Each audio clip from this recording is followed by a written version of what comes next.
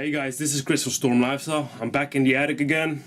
It's time to continue the Effective Nutrition for Body Recomposition series. If you followed me thus far, then by now you should know how important the energy balance is. You should have a clear goal for yourself, whether to bulk or cut. You should have an idea on how to set your weekly calorie intake. We're basically going to dive into macronutrients right now. This is going to be a rather short video. I'm going to discuss each macronutrient separately in their own article and video. What are macronutrients, or macros for short? They are energy yielding nutrients that us humans consume through the food we eat. Thanks to the energy we obtain through our macronutrients, we can perform daily tasks like being alive, lifting heavy weights, do whatever we need to do. When discussing macronutrients for body recomposition, we are interested in three main macronutrients. They are protein, fats and carbs. Protein and carbs both yield 4 calories per gram and fat yields 9 calories per gram. Furthermore, you also have alcohol, which is considered a macronutrient because it provides calories, about 7 calories per gram. I'm not going to discuss alcohol too much in this series, simply because alcohol is a nutrient that is not essential for body recomposition purposes. One thing that is important to understand is that your total macronutrient intake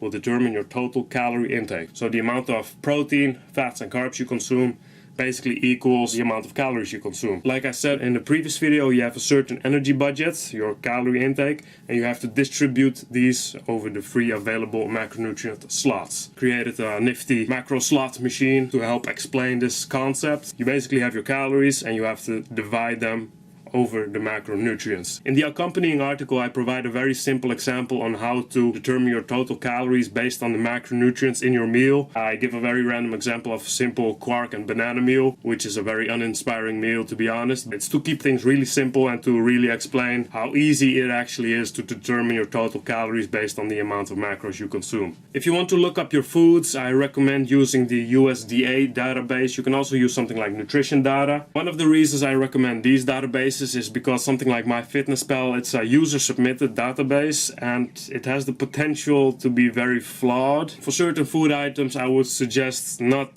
just relying on the MyFitnessPal database. How much of each macronutrient do I need? First of all, I would just like to state there's no need to hit one certain number. It's better to work with ranges, to have a little bit of wiggle room when you set yourself up with a macronutrient plan. In the next videos and articles, I'm going to give my personal recommendations on each macronutrient. I hope you enjoyed this one. Thanks for watching and see you in the next video.